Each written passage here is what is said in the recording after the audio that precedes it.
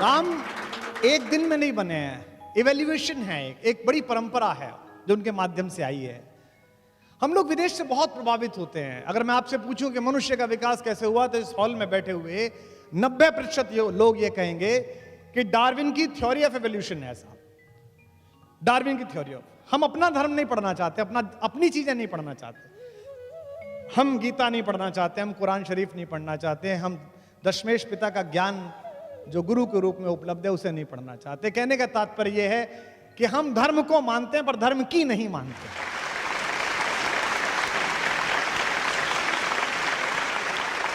लेकिन आप ध्यान से देखें तो भारत में जो दशावतार की परंपरा है, जो हजारों वर्ष पहले, लगभग 5-6 हजार वर्ष पहले, तो इसकी कार्बन रेटिंग के प्रमाण है जिसके लिखे जाने के। डार्विन तो अभी आए हैं 100-200 साल पहले, वो बताकर गया है कि मनुष्य कैसे बना।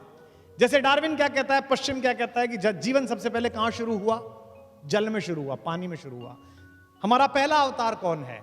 मत्स्य अवतार, मीन, मछली कहां पैदा हुई? पानी में पैदा हुई।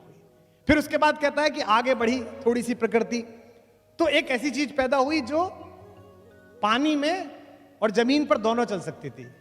क्या नाम है उसका? कछुआ, कच्छप अवतार, मीन, कमठ, सूकर, नरहरि। उसके बाद क्या आया? तीसरी चीज जो पानी, जमीन और कीचड़ तीनों को भेज सकता है, वो कौन है? वराह अवतार, जिसे कहते हैं सूकर। और उसके बाद मनुष्य बनना प्रारंभ हुआ, लेकिन पूरा नहीं बना। आधा पशु रहा, आधा मनुष्य बना। कौन बना? नरसिंह अवतार। देखिए, थ्योरी ऑफ एवोल्यूशन चल रही है, अपने आप चल रही है, जो विदेशी समझ में नहीं आए। यहां तक आधा मनुष्य बना, अब पूरा मनुष्य बनेगा, लेकिन पूरा नहीं बन रहा, वो छोटी हाइट का बन रहा है। कौन पैदा हुआ? वामन अवतार। वो छोटा है, उसकी हाइट अभी बड़ी नहीं है। वामन के बाद कौन हुआ? एक ऐसा पुरुष जिसे कहते हैं केवमैन, गुफा मनुष्य, जो कम कपड़े पहनता है, गुस्से में रहता है, हर समय कुलाड़ा हाथ में लिए लेता है, जिसका अपनी इंद्रियों और अपने क्रोध पे काबू नहीं है, जो अपने पिता के कहने पर मां की तरफ कुल्हाड़ा लेके चल देता है। कौन पैदा हुआ? परशुराम पैदा हुआ। देखिए, आप आगे चल रही है, जिनको समझानी पड़ी लक्ष्मण को कि ज्यादा उंगली मत दिखाओ, यहां कुम्हण बतिया को नहीं। परशुराम के बाद एक ऐसा मनुष्य पैदा हुआ जो है तो दीप्ति में परशुराम जैसा, लेकिन जो ज्यादा सामाजिक है, जो मर्यादा समझता है, जो इस प्रकृति में अब जो आगे चलेगा उसका नियामन करने आया है, उसकी मर्यादा स्थापित करने आया है। उसका नाम हुआ मर्यादा पुरुषोत्तम राम, जो पैदा हुआ। तो एक तरीके से डार्विन की थ्योरी के साथ साथ आगे बात चल रही है। लेकिन राम कैसे हैं? राम शांत रहते हैं, प्रिंस चार्मिंग हैं, मुस्कुरा देते हैं, ज्यादा गुस्सा आते हैं, बड़े सीधे हैं, बड़े सरल हैं, सीधी बात करते हैं, विनम्र हैं। जब उनसे कहते हैं लक्ष्मण कि आप कब्जा क्यों नहीं कर लेते हो, मैं प्रतिमा नाटकम पढ़ रहा था, उसमें मैं देखा, तो उन्होंने कहा 3 तरह के पातक होते हैं। जिस पिता ने रक्त दिया है उसके खिलाफ जाऊं, ये एक पातक है। जिस मां ने मुझे सगी मां से भी ज्यादा प्यार से पाला है, उसके खिलाफ जाऊं, ये एक पातक है। और पाप जिसकी सोच की सीमाओं के बाहर खड़ा होकर पराजित भाव से देखता है, उस भाई भरत के खिलाफ जाऊं, ये भी एक पातक है। तू मेरा भाई है, बता दे कौन सा पातक करके मरूं, बता कैसे करूं। वो राम पहले सामाजिक व्यक्ति हैं। तो राम का डीएनए जो है वो रिसेशन का डीएनए नहीं है, वो इवोल्यूशन का डीएनए है। इसलिए उनमें अपने घर के सारे लक्षण हैं। उनके एक पूर्वज है दिलीप, जिन्होंने गाय को बचाने के लिए अपना जीवन उत्सर्ग कर दिया। सच्चे वाले गौपालक थे, वो ऐसे वाले नहीं जो आजकल घूम रहे हैं, अच्छे वाले गौपालक। वो उसकी तरह गौ प्रेमी है, गाय को बचाने का संकल्प कहते हैं। विप्र धेनु सुरहित लीन मनुज अवतार। तुलसीदास जी ने कहा विप्र, धेनु और देवताओं और संतों के हित में अवतार लिया है। दूसरे, वो अपने सबसे पुराने पूर्वज हरिश्चंद्र, जिन्होंने मणिकर्णिका घाट पर अपनी पत्नी से टैक्स मांग लिया था, और जब उन्होंने उस साड़ी को फाड़ा, वहीं से सतयुग के समापन की घोषणा हुई। उनका पूर्वज है वो, उसकी तरह है वो। अपने पिता की तरह बात पर अड़ जाने वाले हैं। अगर एक बार कोई बात कह ली है तो वो ही करना है। उनके एक और पूर्वज है भगीरथ, जिन्होंने हजारों वर्षों तपस्या की। मैं गया था हर्षिल में, बापू ने बुलाया था, मुरारी बापू ने अपनी कथा में कविता पाठ के लिए। हरिशिला वो जगह है, हर्षिल गंगोत्री के पास, जहां बीच गंगा में भगीरथी की धारा में एक बहुत बड़ी चट्टान फंसी हुई है। उसके ऊपर बैठ के हजारों साल तप किया, ऐसा सुनते हैं। तब जाकर गंगा प्रकट हुई और पृथ्वी पर आई, मोक्षदायिनी बनी। उनमें भगीरथ जैसी इच्छा भी, इसलिए उनका वंश इक्ष्वाकु वंश कहलाता है। संस्कृत के विद्वान लोग यहां पर बैठे, ईख को इक्ष्वाकु कहते हैं, इक्षु कहते हैं ना ईख को। ईख क्या है? ईख अकेली फसल है जिसका सब कुछ काम में आता है। ईख प्रतीक है इक्ष्वाकु वंश का। जिसका ना रस समाप्त होता है ना यश समाप्त होता है। ये राम के बारे, वो उस खानदान में पैदा हुए। उनके बारे में कहा गया कि वो अवतार हैं। अवतार क्या है? अवतार मनुष्य की बनाई इस पृथ्वी में जो थोड़ी बहुत हमने चीजें बनाई हैं, इसमें ईश्वर के भरोसे का नाम अवतार है। इसीलिए आप जंगल में जाइए, भारत के जंगलों में जाइए, उनसे पूछिए राजा कौन है, किसकी सरकार है? राम की सरकार है। छत्तीसगढ़ में राजा राम सरकार है, ओडिशा में राम सरकार है। क्योंकि राम का राज्याभिषेक नहीं हुआ, लेकिन राज्याभिषेक सिंहासन पर बैठने से कोई सिंह नहीं बनता। संस्कृत में सुभाषित है, नाभिषेको न संस्कारो सिंहस्य क्रियते वने। जंगल में शेर का कौन संस्कार करता है? उसका तो बल है, उसकी तो शक्ति है, वो तो ताकतवर है। नाभिषेको न संस्कार सिंहस्य क्रियते वना विक्रमार्जित सत्वस्य स्वयं एवं मृगेंद्रता। अपने विक्रम से, अपने पौरुष से अर्जित जो आपकी क्षमता है वो आपको मृगेंद्र बनाती है। इसलिए राम का पूरा कैरेक्टर, उनका पूरा चरित्र लाइट नहीं है, साइट है। एक छोटा सा निवेदन आपसे और कर दूं कि आप बिल्कुल यहां जवान लोग जो बैठे हैं, जो दूसरे धर्मों के लोग बैठे हैं, जो इस्लाम मानने वाले लोग बैठे हैं, जो खालसा पंथ पर आस्था रखने वाले लोग बैठे, कुछ ईसाई भी बैठे होंगे, आप बिल्कुल राम को ऐसे मत सुनिए कि एक हिंदू सुना रहा है, कुछ हिंदू सुन रहे हैं, ऐसे मत सुनिएगा। क्योंकि मेरी योजना में यह भी है कि आज के बाद कुछ दिन बाद मैं कृष्ण पर भी अध्ययन करके बोलूंगा, कुछ दिन बाद मैं अध्ययन करके सल्लल्लाहु अलैहि वसल्लम हुजूर मोहम्मद साहब पर भी बोलूंगा, इस्लाम पर भी बोलूंगा, कुछ दिन दशमेश पिताजी पर बोलूंगा। तो जितने भी लोग हैं उनमें हो सकता है कोई ना मानता हो राम को, मत मानिए, कहानी सुन लीजिए। अगर किसी ने कहानी भी लिखी है तो भी ऐसी कहानी लिखी है कि इस कहानी को ही ठीक से जी लेंगे तो सर्वश्रेष्ठ मनुष्य बनने की संभावना आपके अंदर पैदा हो जाएगी। आपका व्यापार, आपकी शिक्षा, सब कुछ सफल हो जाएगी। इस संसार को अंधकार से, उत्पीड़न से निजात दिलाने के लिए ये लोग आते हैं, जितने भी लोग आते हैं, चाहे भगवान जिस भी प्रकार से आते हैं। अच्छा, ये तो मानोगे कि ऐसा होता है जब लोकतंत्र में 5 साल की सरकारों में आप ऐसा करते हैं कि जो ज्यादा सिर पे तांडव कर ले उसे एक दिन बटन दबा के आप हटा देते हैं और कहते हैं कि नया लेके आओ। ये बात अलग है कि दूसरा उससे ज्यादा गति से तांडव करता है, तो फिर आपको लगता है अभी से कैसे करके लाओ। फिर कई बार आप वैकल्पिक व्यवस्थाएं करते हैं, वो दोनों से ज्यादा मिलकर ज्यादा करता है। हम अनुभव में है, हमें पता है उसका।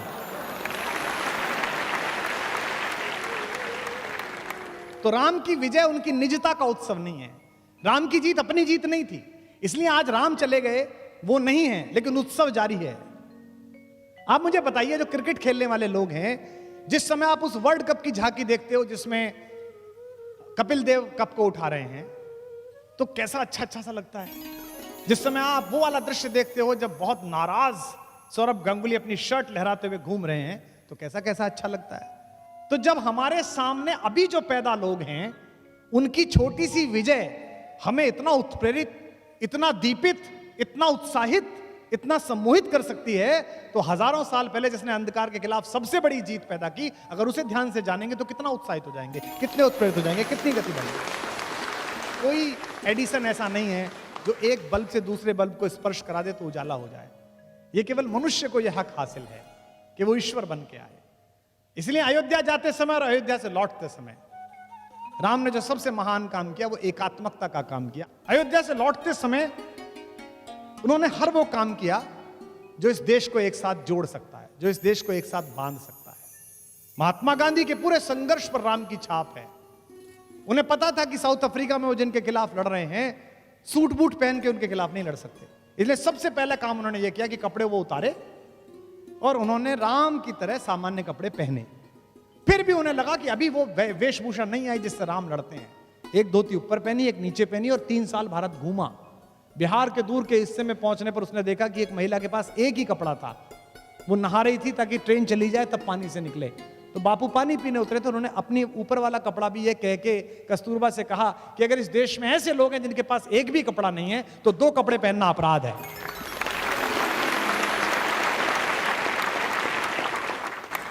और मैं आश्चर्य में था कि मैंने 1942 में चर्चिल का भाषण पढ़ा, मैंने जो ब्रिटेन की पार्लियामेंट में उसने गांधी के खिलाफ दिया। चर्चिल बोला कि वो अधरंगा फकीर, वो ये चाहता है कि वायसराय का हाथी उसे सलामी दे। और जब मैं मानस पढ़ रहा था तो मैंने देखा कि जब अंगद समझाने गया रावण को कि मूर्ख मान जा, इस स्वराज की ताकत को समझ ले, तो रावण भी यही कह रहा था, अच्छा वो अधरंगा फकीर, वो तपस्वी, वो मुझे हराएगा। यानी कि हर बार रावण इसी प्रकार बोलता है। और एक बात ध्यान रखिए, जो अपने से बाहर नहीं आएगा, घर से बाहर नहीं आएगा, परिवार से बाहर नहीं आएगा, समाज से बाहर नहीं आएगा, वो बड़ा नहीं कर सकता। जो हिजरत करेगा, जो निकलेगा, वो बड़ा करेगा। हुजूर को भी जाना पड़ा सल्लल्लाहु अलैहि वसल्लम, मोहम्मद साहब भी हिजरत करने के लिए गए। बुद्ध ने पहली बार अपने बेटे बेटियों को अनुमति दी कि तुम बाहर जाओ। सबसे पहले अशोक के दोनों बेटे संघमित्रा और महेंद्र बाहर गए। आज दुनिया में आप इंडोनेशिया जाइए, आप दुनिया में थाईलैंड जाइए, तो आपको वहां बौद्ध धर्म दिखाई देता है। क्यों? क्योंकि बुद्ध ने अनुमति दी।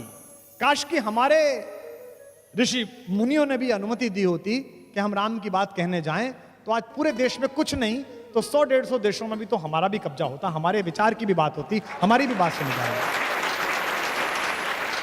जो घर छोड़कर जाता है उसे मिलता है, और ये सबके साथ हुआ है। हम में से कुछ का ट्रांसफर हो जाता है। मैं देख रहा हूं यहां अधिकारी बैठे हैं प्रशासन के, जो नौकरी करते हैं, ट्रांसफर पे दुखी हो जाते हैं, जालौर मिल गई जी पोस्टिंग। मुख्यमंत्री से कह दो जरा आप, ये 2 मंत्री बैठे हैं, हमारे दोस्त हैं दोनों, इनके यहाँ कह दो साहब, हॉल में बैठे हुए लोगों, दशरथ का पुत्र राम अगर अयोध्या रहता तो केवल राम बन के रह जाता। जंगल जंगल जाकर लौटा तो मर्यादा पुरुषोत्तम भगवान राम था।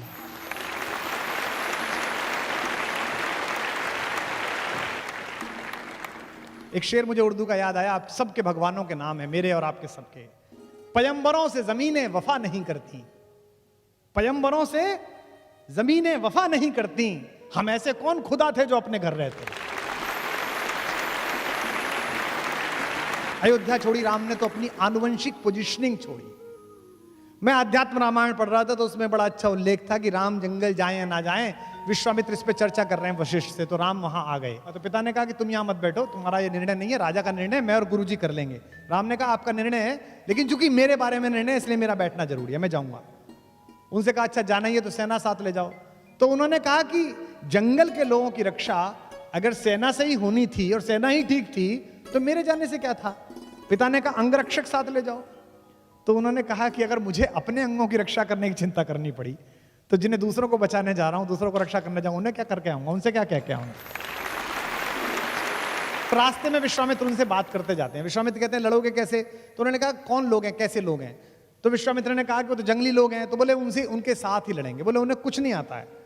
तो विश्वामित्र ने कहा उन्हें कुछ तो आता होगा, क्या काम करते हैं? तो विश्वामित्र ने कहा उनमें से कुछ लोग तो लकड़ी का काम करते हैं, बांस का काम करते हैं। राम ने कहा हो गया काम, उनसे बांस के तीर बनवाएंगे, उनसे धनुष बनवाएंगे, हमारी आर्टिलरी तैयार हो रही है।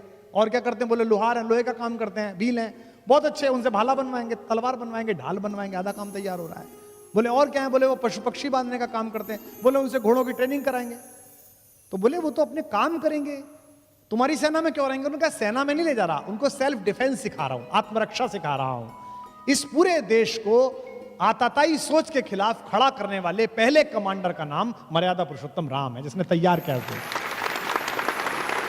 मित्र के साथ हो, भाई के साथ हो, अपनी पत्नी के साथ हो, पुत्र के साथ हो, आइडियल लाइफ स्ट्रक्चर कैसा खड़ा होना चाहिए वो राम का है। सबसे पहले अपने पिता के साथ, अपने भाइयों के साथ जो उनका व्यवहार है। आप में से कितने लोग जानते हैं, कितनों ने मानस वहां से पढ़ी है कि जब उनका राज्याभिषेक होना था तो उनकी एक ही शिकायत थी केकई से। केकई ने कहा कि बेटा तुम्हारा राज्याभिषेक होना है, तुम राजा बनोगे। तो उन्होंने एक ही शिकायत करी अपनी माँ से कि ये कौन सी खराब बात है, हम 4 भाई एक साथ पैदा हुए, हम एक साथ पले बढ़े और केवल बड़े का राज सिंहासन मिलेगा, केवल उसका राज्याभिषेक है तो गलत बात है, हम चारों को राज्य मिलना चाहिए। उनकी अकेली शर्त थी जीवन में, यानी कि समाजवाद का पहला स्टेटमेंट, सोशलिज्म का।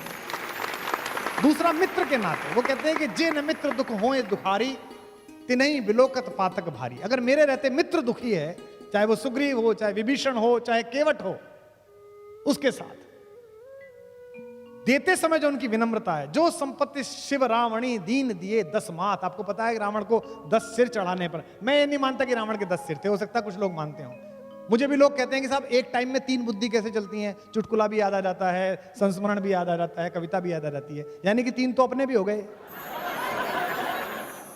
तो वो ब्रह्मा के वंश में पैदा हुआ, पुलस्त मुनि के पुत्र विश्रवा का बेटा था। उसकी इंटेलिजेंसिया का जो क्वोशंट था वो 10 मस्तिष्क के बराबर था। वो इतना स्मार्ट और इतना ज्यादा इंटेलिजेंट था कि उसके पास 10 दिमागों के बराबर दिमाग था। तो कहानी चल गई कि भाई 10 सिर हैं उसके। ये सिर्फ मुहावरे हैं जिनको कालांतर में हमारी धार्मिक परंपरा ने सत्य सिद्ध कर दिया। हमारे पूरे धर्म की व्याख्या अधिकांशतः जिन लोगों ने की है वो श्रद्धा पर आयोजित है। भगवान ने ऐसा किया। मुझे राम क्यों प्रिय लगते हैं?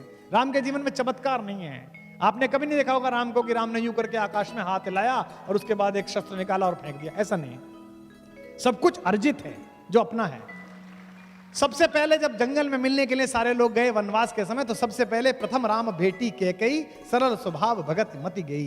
तीनों मां आकर खड़ी हुई, कौशल्या आकर खड़ी हुई, कैकेयी आकर खड़ी हुई, सुमित्रा आकर खड़ी हुई। राम उठे, राम को पता चला मां आई हैं, गुरु जी आए हैं। सोच के देखिए आप, राम के ऐसे हैं कि ये सीनियोरिटी नहीं जानेंगे, हायरार्की नहीं जानते वो, कि पहले अपनी माँ के पैर छूं, फिर सुमित्रा के छूं, फिर कैकेयी के छूं। सबसे छोटी हैं वो तो, लेकिन उनको पता है कि इनके मन में दुख है, इनके मन में गिल्ट है, इसलिए अगर मैं सबसे पहले पैर छू लूंगा तो ये मानद हो जाएंगे, इनको मान्यता मिल जाएगी। आज मैथिली शरण गुप्त का जन्मदिन है। उन्होंने इस प्रसंग को कहा है कि तदनंतर बैठी सभा उठज के आगे, तदनंतर बैठी सभा उठज के आगे। रात को सब बैठ गए, चांदनी रात है, सब बैठे हुए हैं, बात कर रहे हैं। अब राम को मनाने के लिए लोग आए।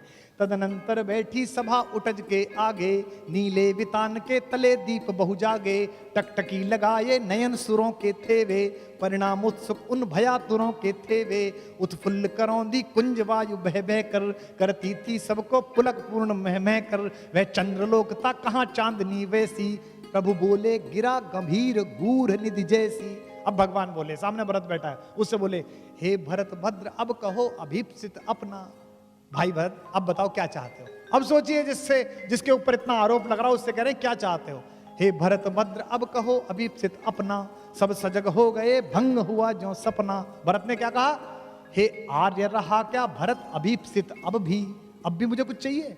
मिल गया अकंटक राज्य उसे जब तब भी, पाया तुमने तरुतले अरण्य बसेरा। तुम जंगल में बैठे हो, भाभी के पैर में कांटे हैं, तुमको खाने को नहीं मिल रहा, मैं महल में बैठा हूं, इसी के दिन के लिए तो आया हूं। इसीलिए राम की कथा त्याग की सबसे बड़ी कथा है। राम के नाम पर दुकान चलाने वाले लोगों को समझना चाहिए कि दुनिया में ऐसा उदाहरण कभी नहीं हुआ जहां एक सिंहासन दो भाइयों के बीच 14 साल फुटबॉल की तरह चलता रहा। परशुराम ब्राह्मण है, उनसे पहले आए, लेकिन कर्म क्षत्रियों जैसे हैं, जरा जरा सी बात पे गुस्सा हो जाते हैं। राम क्षत्रिय हैं लेकिन मस्तिष्क तपस्वियों जैसा है। जब एग्जाम का रिजल्ट आता है, जब नंबर आने शुरू होते हैं बच्चों के, बच्ची का रिजल्ट आना शुरू होता है तो क्या करते हैं, बच्चे का रिजल्ट आना शुरू में समझाना, सुबह कहते हैं बहुत अच्छा बेटा तुमने यू डिड वेल, तुमने बहुत अच्छा किया, जो भी रिजल्ट आएगा इट्स ओके, डिप्रेशन में ना आ जाए हैं बच्चे को। और दुनिया का सबसे बड़ा राज सिंहासन। आज थोड़ी सी लड़ाई किस बात की है, मैंने पिछली बार खबर देखी, एक का टिकट कट गया तो आत्महत्या की कोशिश करी उसने। बताओ 5 साल को एक टुच्चा सा काम मिलेगा, वो छोटा सा है। मैंने 2-3 बार बांटा है तो मुझे पता है कि ले जाओ बहुत टुच्चा सा काम मिलेगा। और इतनी चिंता कि वो आत्महत्या करने को तैयार हो गया। सोचिए पूरी पृथ्वी का राजा बनना था उसको, छोटा मोटा मामला नहीं था, पूरी पृथ्वी का राजा बनना था उसको। एक पूरे भारत का नहीं, पूरी पृथ्वी का। पृथु उनके घर में ही पैदा हुए, जो देश में बड़ा है वो उनके घर में पैदा हुआ। अज, रघु, दिलीप, पुररवा, नहुष, इक्ष्वाकु, भरत, जितने बड़े पैदा हुए सब उन्हीं के खानदान में, मानदाता सब उनके घर में पैदा हुए। लेकिन उस पृथ्वी का शासन उन्हें पाना था, वो इलेक्टेड क्राउन प्रिंस थे।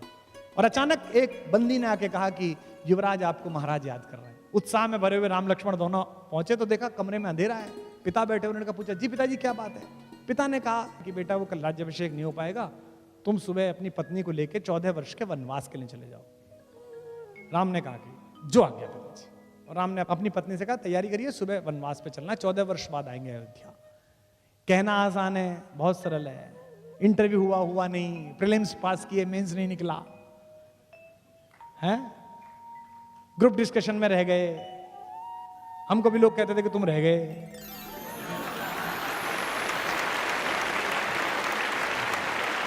कहना आसान है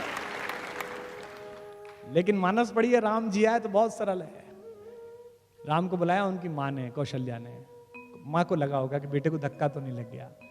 भगवान की माँ है लेकिन माँ तो माँ है। भगवान से कौन बड़ा है, भगवान से माँ बड़ी है। जिसने भगवान पैदा किया है वो बड़ी है।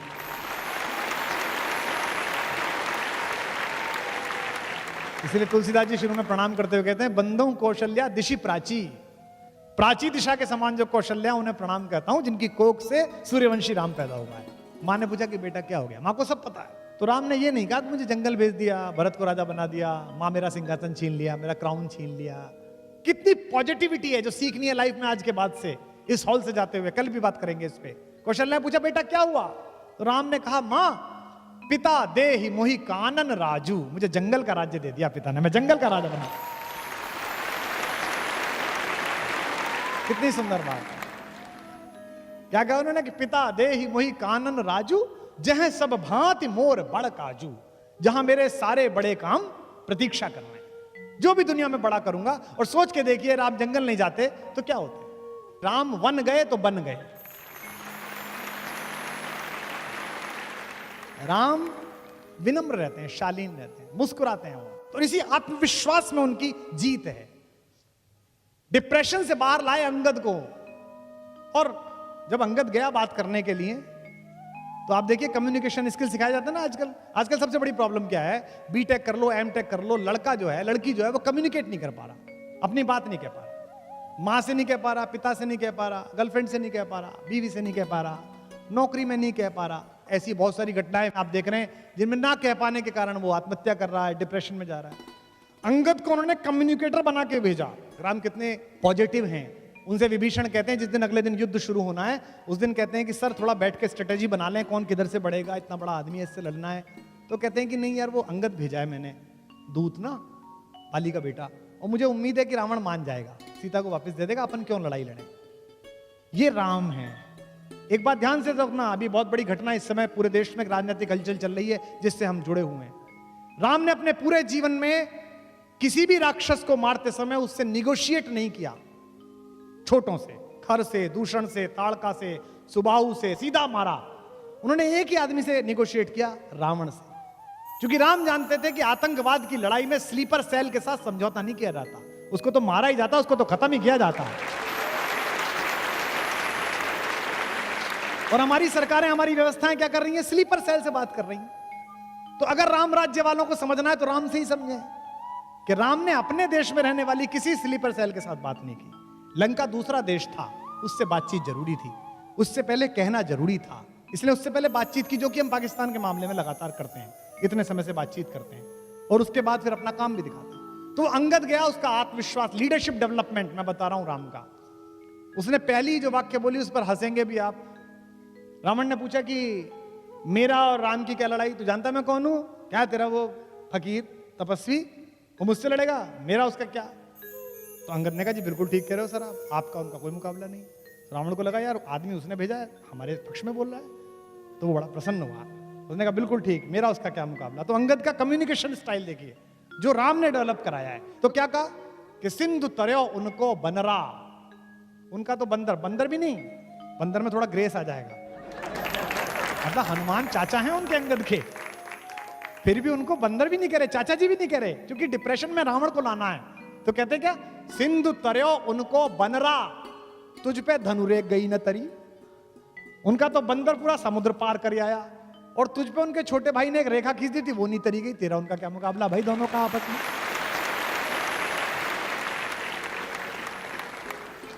कि सिंधु तरयो उनको बनरा, तुम पे धनुरेख गई न तरी, तुम पे। अच्छा छंद है। सिंधु तरयो उनको बनरा, तुम पे धनुरेख गई न तरी, तुम पे धनुरेख गई न तरी। वानर बांधत सो न बंधो, उन बारिधि बांध के बाट करी, उन बारिधि बांध के बाट करी, उन बारिधि बांध के बाट करी। अज हूँ रघुनाथ प्रताप की बात, तुम्हें दशकंठ न जाए परी, तुम्हें दशकंठ न जाए परी। तेलनि तूलनि पूछ जरी न जरी, गढ़ लंक जलाए जरी धड़ी, लंक जलाए जरी। तेरा सारा तेल लगा, तेरा सारा कपड़ा लगा, एक बंदर की पूंछ जलाने के चक्कर में तूने अपना पूरा नगर जलवा लिया, बता यार। और तू कह रहा है कि उनसे लड़ने चलेगा, उससे लड़ने चलेगा। इसलिए जो कम्युनिकेशन स्किल है, विभीषण से संवाद जो राम ने किया, वो साधन और साधना के बीच का संवाद है। बड़ी अद्भुत बात है। राम की शक्ति पूजा, आप में से शायद अधिकांश लोगों को पता होगा कि राम और रावण के युद्ध में एक दिन ऐसा आया था जिस दिन राम की सेना पराजित हो गई थी, तोड़ फोड़ मचा दी थी रावण ने, जिस दिन रावण खुद आया था। महाप्राण निराला ने कविता लिखी है राम की शक्ति पूजा। रवि हुआ अस्त ज्योति के पत्र पर लिखा, अमर रह गया राम रावण का अपराजेय समर। आज का तीक्ष्ण विदिक्ष प्रकर वेग प्रखर, शतशैल शंवरणशील नील नवगर्जित स्वर, विच्युत वन्य राजीव नयन हत लक्ष्मण, लोहित लोचन रावण मदमोचन महायान। ऐसी कविता लिखी है। उस दिन सब बेहोश हो गए, सुग्रीव बेहोश हो गया, सौमित्र बेहोश हो गए, लक्ष्मण सब बेहोश हो गए। राम लौटे तो राम बहुत दुखी थे। जामवंत ने समझाया, जामवंत सबसे सीनियर हैं सेना में, मतलब सबसे फाइनल पोजीशन पे, ब्रिगेडियर जनरल से भी ऊपर हैं। उन्होंने राम से कहा कि इतना क्यों दुखी होते हैं, वही आपका हाथ है, वही आपका तूणीर है, मार लेंगे, इसे कोई दिक्कत नहीं है। किसी किसी दिन होता है, सामने वाले का दिन होता है, किसी किसी दिन नहीं होता। राम ने कहा ऐसा नहीं है।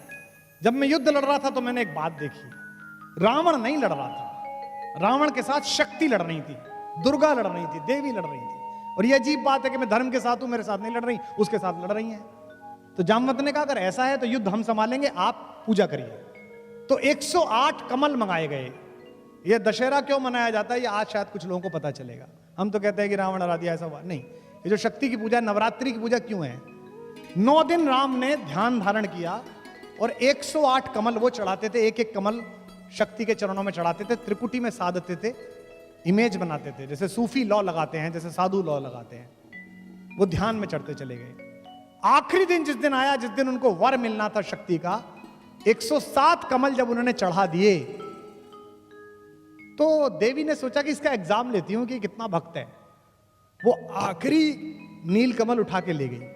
राम ने यूं करके थाली में हाथ फिराया तो देखा कि कमल ही नहीं है। तो वो ध्यान से नीचे उतरे और देखा कि कमल नहीं है। उन्हें लगा अब साधना भंग हो जाएगी। निराला लिखते हैं कि राम की आंखें भीग गई।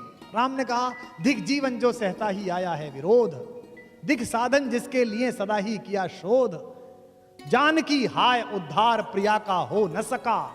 ये 3 लाइन है, लेकिन चौथी लाइन राम की, ऐसी के कारण वो राम है। दुखी है कि अब क्या करूंगा, सब हार जाऊंगा।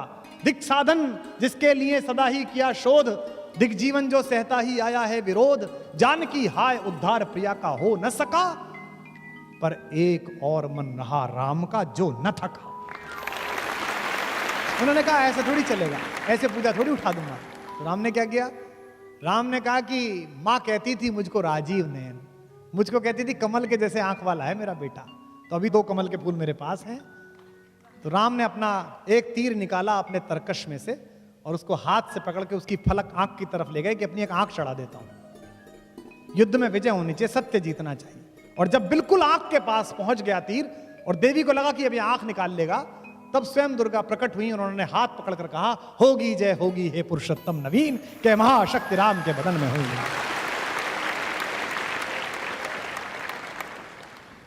तो इसलिए जितनी भी लड़ाइयां हैं, जब भी कभी आपको कोई आदमी साधन से इकट्ठा एक सामान्य व्यक्ति को परेशान करने की कोशिश करे, उसके पास ज्यादा शक्ति हो, उसके पास ज्यादा साहस हो, तो आप ध्यान रखना कि आपके घर का एक बड़ा आदमी सिखा गया है कि साधन महत्वपूर्ण नहीं है, साधना महत्वपूर्ण है।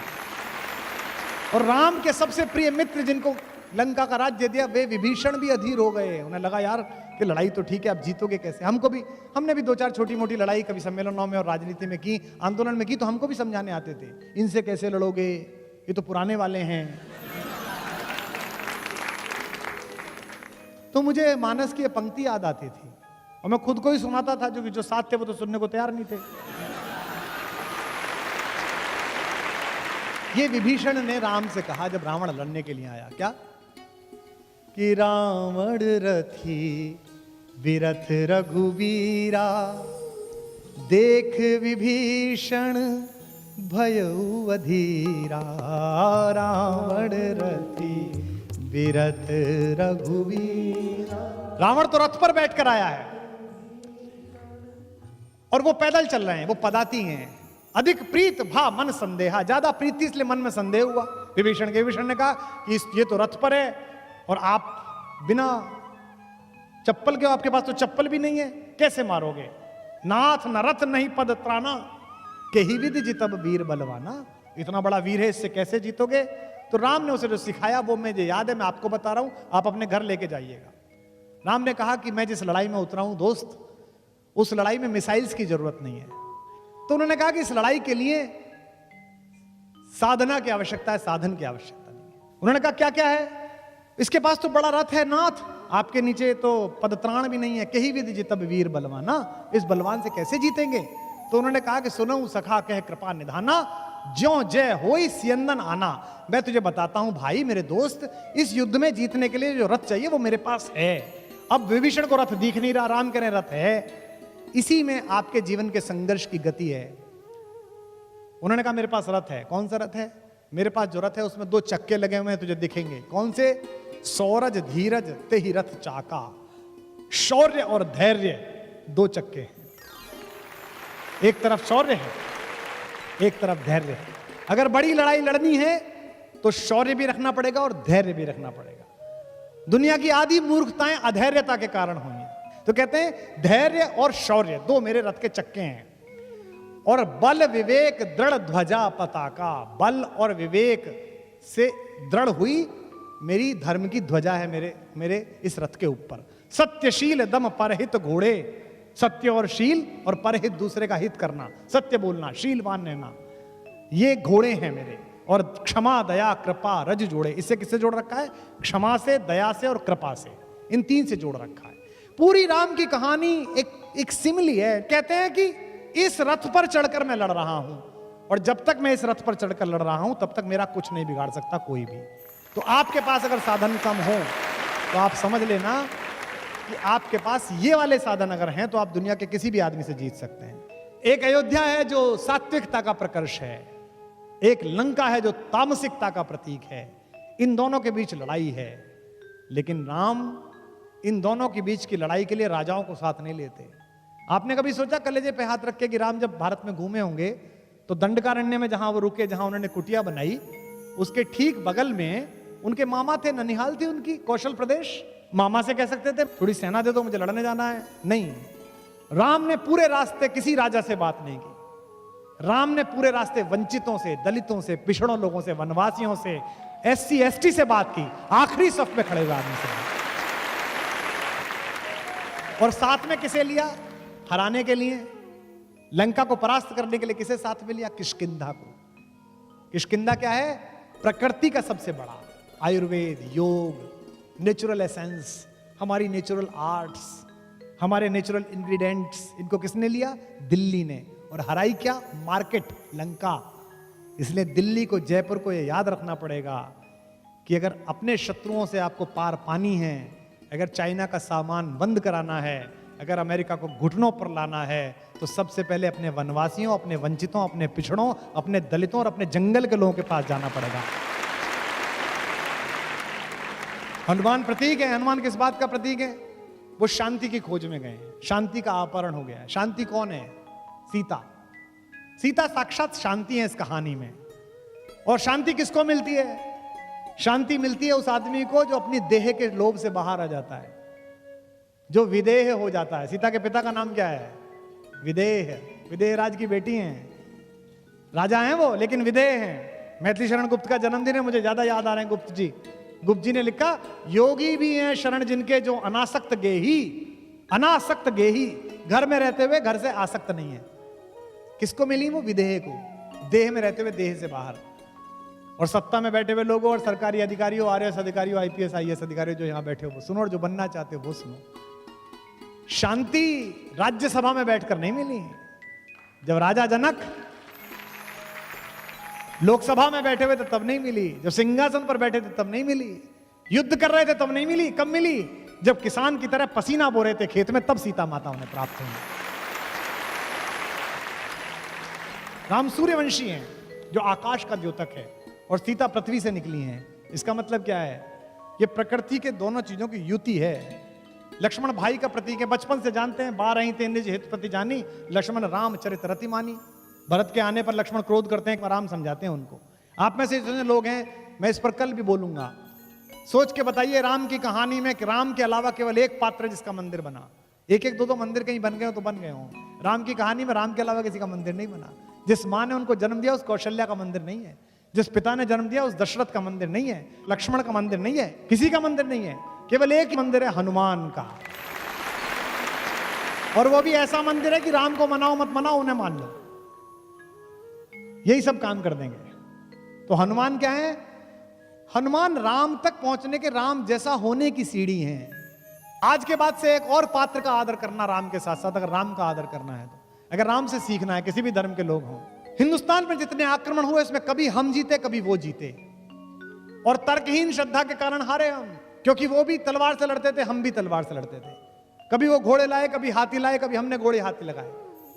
युद्ध में बराबर के हथियार इस्तेमाल हो रहे थे।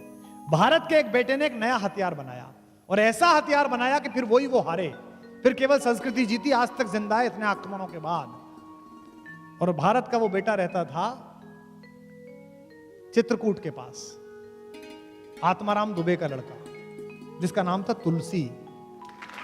उसने 77 वर्ष की आयु में एक कहानी लिखी राम की, और उसने बताया कि ये तो छोटे छोटे लंपट हैं जिनसे तुम लड़ रहे हो, ये तो जरा जरा से हैं। तुम्हारे गांव का एक लड़का तो पैदल गया था और सबसे बड़े को मार के आया था, क्यों अपना आत्मविश्वास क्षीण करते हो? तुलसी की मानस आई, और उसके बाद आम हिंदुस्तानी में यह विश्वास पैदा हो गया कि अब मैं भी लड़ सकता हूं, अब कोई भी लड़ सकता है, और इसी के बल पर हम लड़ाइयां जीते। शक्ति विनम्रता भी पैदा करती है और अहंकार भी पैदा करती है। इसीलिए यक्ष ने युधिष्ठिर से पूछा कि भगवान का भोजन क्या है? युधिष्ठिर ने बताया कि भगवान अहंकार खाता है। रावण को अहंकार है, न सत्य मानता है न तथ्य मानता है। तथ्य क्या है? तथ्य है कि भी हार चुका है तू। राम और रावण में एक पंक्ति का अंतर है, रावण इच्छाओं के पाश में बंधा है और राम इच्छाओं से परे जा चुके हैं। रावण में पावर ऑफ पनिशमेंट है, राम के पास राइट ऑफ पनिशमेंट है। रावण का अपयश बहुत है, जबकि वो खानदान में बड़े में पैदा हुआ है। हनुमान ने भी कहा, जब हनुमान से पूछा मुझे जानता है मैं कौन, अच्छा वो हर आदमी से पूछता मुझे जानता है मैं कौन हूं, ये बड़ी इन्फीरियरिटी है। अंगद से पूछता मुझे जानता है मैं कौन हूं। आपने देखे ना कई लोग सड़क पे पुलिस वाले से कहते हैं जानता है कौन हूं, मेरे फूफा विधायक हैं, पता है ना, हमारे चाचा वो हैं। ये क्या है? इन्फीरियरिटी है, ये छोटेपन से आता है। लेकिन राम का एक यश है, वो इक्ष्वाकु वंश में पैदा हुए। वाल्मीकि रामायण इसी लाइन से शुरू हुई है, इक्ष्वाकु वंश प्रभवो रामो नामा जना श्रुता। लेकिन वो अपने खानदान का कभी वर्णन नहीं करते। जिससे भी मिलते हैं वो कहते हैं, अहिल्या के पास गए तो उनसे क्या कहते हैं, माँ मैं दशरथ का पुत्र अपनी पत्नी सीता और भाई लक्ष्मण के साथ आपको प्रणाम करता हूं। पिता का नाम इसलिए बताते हैं कि भारत में परंपरा है, गुजरात में तो और महाराष्ट्र में तो पिता का नाम बीच में जोड़ा जाता है। लेकिन वो अपने अहंकार में, इसलिए रावण की शक्ति भय देती है और राम की शक्ति निर्भय देती है। रावण अहंकार में अपमान करता है और राम छोटे आदमी को भी उठा लेता है। रावण सैडिस्ट है, बहुत सारे लोग सैडिस्ट होते हैं। इस देश में बहुत सारे लोग इस बात से दुखी हैं कि उनका पड़ोसी सुखी है, अपने सुख से कोई प्रसन्न नहीं है। रावण की यही समस्या है, वो सैडिस्ट है। हनुमान की पूंछ काटता है, कहता है कि सबसे पहले सुनि विहस बोला दस्कंदर, अंग भंग कर पठियो बंदर। इस बंदर की पूंछ काट के भेजो। वो भी कलाकार आदमी थे, उन्होंने कहा काम शुरू करो, चलो देखते हैं। पूरा तेल वेल डला, सब कुछ डला। मैनेजमेंट के उदाहरण है वो, मिनिमम इनपुट मैक्सिमम आउटपुट। कपड़ा रावण का, तेल रावण का, जली रावण की। पूरी लंका जलाई, केवल एक घर नहीं जलाया।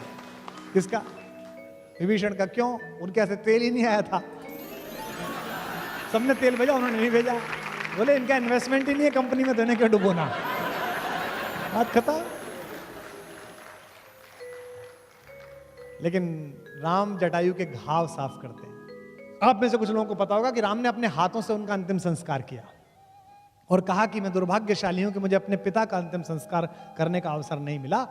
हे संत, हे जटायु, हे गिद्धराज, आज आप मुझे अपना अंतिम संस्कार करने का अवसर देकर मेरे पुत्र होने को पूरा कर रहे हैं, ये कहा। शत्रुघ्न बंधन मुक्त हैं, उनके पास बंधन नहीं है। एक कैरेक्टर और राम कहानी में जिसका जिक्र ही नहीं होता, शत्रुघ्न। सब अपने अपने काम में चले गए, वो वही है। आज मैथिली शरण गुप्त का जन्मदिन है, मैं कई बार उन्हें याद कर चुका। मैथिली शरण गुप्त के यहाँ मांडवी, भरत की पत्नी मांडवी कहती है, कोई तपस्वी, कोई त्यागी, कोई यहाँ बैरागी है। हमारे घर में बड़े खलीफा हैं, कोई तो तपस्वी हमारा पति, कोई त्यागी हमारे जेठ जी, कोई बैरागी हमारा दूसरा देवर लक्ष्मण जंगली चला गया। मेरा पूरा घर संभाले छोटे देवर बड़भागी हैं, पूरा घर संभाल रखा है, मेरे छोटे देवर सबसे अच्छे हैं। उर्मिला मुदिता है, बेटी की तरह प्रसन्न रहती है। तो as an administrator, as a management guru, as a brother, as a father, जितने भी प्रकार से राम ने इस जीवन को बड़ा किया है, अगर वो हम में थोड़ा थोड़ा आना प्रारंभ कर दे तो हमें ठीक हो जाएगा। सागर निजामी ने, यहां इस्लाम मानने वाले बैठे हैं, हिंदुस्तान बिना राम के नहीं है।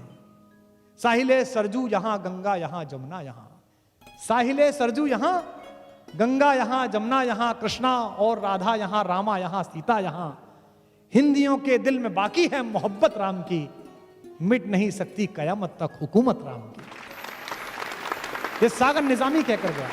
अल्लामा इकबाल ने कहा है, राम के वजूद पर हिंदुस्तान को नाज, अहले नजर समझते हैं उनको इमाम हिंद। मेरे मन में बड़ी शंका थी कि बात क्या होगी, मैं बोलूंगा क्या, इसकी कोई तैयारी नहीं है। बस मेरे पास जो है मैं वही सुनाना चाहता हूँ, जानना चाहता हूँ, मिलना चाहता हूँ खुद से, राम के माध्यम से, कृष्ण के माध्यम से, आद्य शंकराचार्य के माध्यम से, बुद्ध के माध्यम से, महावीर के माध्यम से। राम भी महावीर हैं। जैन समाज के लोग बैठे होंगे, महावीर को अरिहंत कहा जाता है। अरिहंत मतलब जिसके शत्रु मर गए हों, जबकि उन्होंने किसी को मारा नहीं है। तो शत्रु को मारने का क्या तरीका है? या तो शत्रु को मार दो या शत्रु को मित्र बना लो। अपने शत्रु को मित्र बना लो तो आप अरिहंत हो जाओगे। इसीलिए जैनियों के 24 के 24 तीर्थंकर क्षत्रियों से आए हैं। समझ लीजिए, जो वीर नहीं हो सकता वो महावीर नहीं हो सकता। क्षमा शोभती उस भुजंग को जिसके पास गरल हो। तो इसलिए पूरी राम कहानी का जितना विस्तार है, जिस पर मैं कल भी चर्चा करूंगा जितना मुझे स्मरण आएगा, और आज जो लोग आप में से कुछ प्रश्न देंगे, एक बात तो मैं आपको स्पष्ट कर दूं कि मेरा कोई डिक्लेरेशन नहीं है कि मुझे सब पता है। सर्वज्ञ होने का डिक्लेरेशन नहीं है। और ये डिक्लेरेशन तो जयपुर में खत्म हुआ था 1993 में। पहली बार मैंने नौकरी शुरू की, मेरे 2 विद्यार्थी सुनने आए हैं। एक तो पुलिस में काम करता है, यहाँ पर इंस्पेक्टर है, आज सुनने आया, बोला गुरुजी सुनने आऊंगा। मैंने कहा तब ढंग की बात सुनी होती तो ज्यादा बड़ा अफसर बनता, मैं पढ़ाता था क्लास। क्योंकि लोगों को जो अहंकार है कि मुझे सब पता है, ये उनकी यात्रा को समाप्त करने जैसा है। मैं यहाँ राजस्थान में जब इंटरव्यू देने आया था, कॉलेज का नाम नहीं बताऊंगा, मुझे याद है 1 जुलाई का इंटरव्यू था। यहाँ एक हिंदी के बड़े प्रोफेसर थे, मेरे पिताजी के दोस्त थे। मैं उनके घर पर रुक गया 30 जून की रात को। मुझसे बोले कि क्यों आए थे? मैंने कहा जी वो कल उस कॉलेज में इंटरव्यू है लेक्चरर का, हिंदी के असिस्टेंट प्रोफेसर का, उसके लिए आया हूँ। बोले तू मुझसे फोन करके पूछ लेता, वहां तो फलाने जी जो प्रोफेसर है उनकी बेटी का होगा, पहले से ही तय है। तो मैंने कहा 150-200 लोग बुला लिए, इनका क्या? बोले दिन भर चाय समोसे खाएंगे, सुनेंगे। बोले मुझे ही जाना था इंटरव्यू में, लेकिन अब मैं नहीं जा रहा हूँ, तो तू क्या करेगा? मैंने कहा जब आया हूँ तो जाऊँगा, इंटरव्यू तो दे के आऊँगा। मैं सुबह से बैठा रहा, मेरा नाम विश्वास कुमार शर्मा है, तो वी पे मेरा नंबर आया। आखिर में जंगल में कॉलेज था, वो वहाँ कुछ मिलता नहीं था, समोसे और चाय। समोसे में खाता नहीं, चाय कितनी पीऊँ? उन दिनों चाय और चाय वाले लोकप्रिय भी नहीं थे।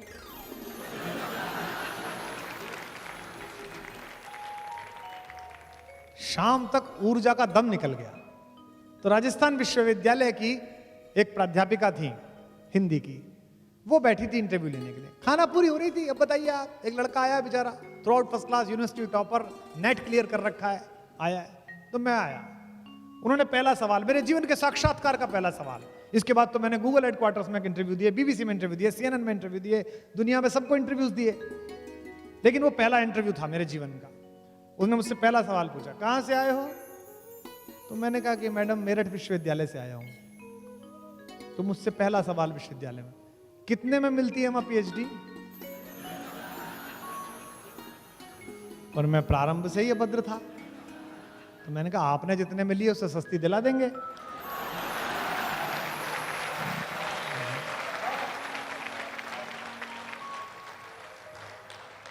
तो बोली कि वो छक पका गई, लोग हंसने लगे अंदर जो बैठे थे। बोली आप तो साक्षात्कार देने के मूड में नहीं लग रहे। मैंने कहा जी मैं तो कल रात से मूड में हूं। तो बोली अच्छा क्या पूछे हैं आपसे? मैंने कहा कुछ भी पूछिए। तो कहने लगी कि अच्छा आप सर्वज्ञ हो, क्या सब आता है आपको? मैंने कहा नहीं मैडम, सर्वज्ञ तो मेज के उस पार होते हैं, मेज के इस पार तो अल्पज्ञ होता है, तो मैं अल्पज्ञ हूं। तो मुझसे बोली कि आप ज्यादा विराट प्रतिभाशाली लग रहे हो, इतना छोटा कैंपस आपकी प्रतिभा संभाल नहीं पाएगा। तो मैंने कहा जी जो आप कह रही हैं अंदर से मेरे भी यही आवाज आ रही है। और ये कह के प्रणाम करके मैं निकल लिया। मुझे लगता है कि अगर उस दिन उन्होंने मुझसे ठीक से व्यवहार कर लिया होता तो मेरी जिंदगी ठीक ना होती। जो अपने से बाहर आया उसको सारा संसार मिला।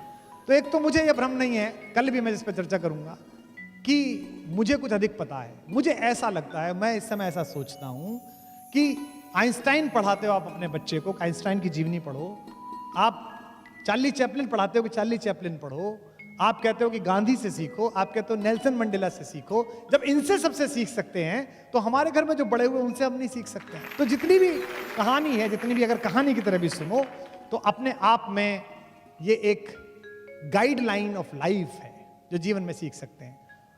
अभी जो धर्म की जितनी भी व्याख्या हैं, वो सारे व्याख्याकार राम को उस तरह से बताने की कोशिश अधिकतम लोग कर रहे हैं जैसा राम ग्रंथों में है। मैं कहता हूं आज इस सभागार से हम सब अपना अपना राम लेके जाएं। और महिलाएं बैठी हैं यहां पर, महिला सशक्तिकरण का सबसे बड़ा एपिटॉम है राम। वाल्मीकि रामायण में पढ़िए, जब अहिल्या के पास गए तो पूछा कि ये किसका आश्रम है, इतना उजड़ा हुआ सा, इतना सुंदर है लेकिन उजड़ा हुआ क्यों है? तो किसी ने कहा कि गौतम की पत्नी है, इनके ऊपर अपयश का दाग लग गया है। बोलती नहीं है, बात नहीं करती है किसी से। ये कैसी स्त्री है जिसके खिलाफ एक अफवाह फैला दी गई है, गंदगी फैला दी गई है। वाल्मीकि रामायण में आप देखिएगा तो राम जाते हैं और पैर छूकर कहते हैं कि मां, मैं दशरथ का पुत्र राम अपनी पत्नी सीता और भाई के सहित आपको प्रणाम करता हूं, चरण स्पर्श करता हूं। अगर कोई महिला जो इतनी ज्यादा समाज में त्याज्य हो, उसे देश का सबसे बड़ा आदमी मां कहने लगे, तो समझ लीजिए उसका कॉन्फिडेंस कितना लौटेगा। इसीलिए जो पत्थर जैसी बन गई थी वाल्मीकि रामायण में, शिला नहीं है अहिल्या, शिलावत हैं, पत्थर की तरह हैं। राम ने आदर का चरण छुआ तो उनके अंदर जिंदगी लौट आई। तो जितने भी लोग हैं वो अपना अपना राम यहां से लेके जरूर जाएं। और आपके प्रश्न अगर मुझे मिलेंगे तो मैं भी समृद्ध होऊंगा। आपके प्रश्न अगर मुझे जानकारी मिलेगी तो मैं भी समृद्ध होऊंगा। ये जो कुछ भी चल रहा है, जो पिछले 30 वर्षों में किया है, कवि सम्मेलन के नाम पर, कविता के नाम पर, इसने लोकप्रियता दी है, इसने प्रतिष्ठा दी है, लेकिन आज जो मैंने आपके साथ दिया, इसने मुझे आत्मिक शांति दी है, अंदर से खुशी दी है।